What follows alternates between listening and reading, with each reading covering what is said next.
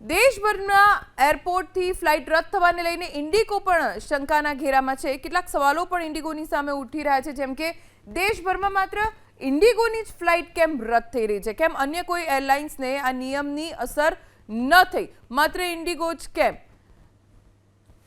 શું Indigo airlines મનમાની કરી રહી છે, જેના કારણે આ સ્થિતિ આવી છે અને મુસાફરો મુશ્કેલીમાં મુકાઈ ગયા છે? ઇન્ડિગો જાણી જોઈને સંકટની સ્થિતિ પેદા કરી રહ્યું છે। સવાલોના ઘેરામાં આવેલું ઇન્ડિગો, જેને આ તમામ સવાલોના જવાબ આપવા પડશે। ઇન્ડિગોએ નવા નિયમો અંગે કેમ લાપરવાહી દાખવી?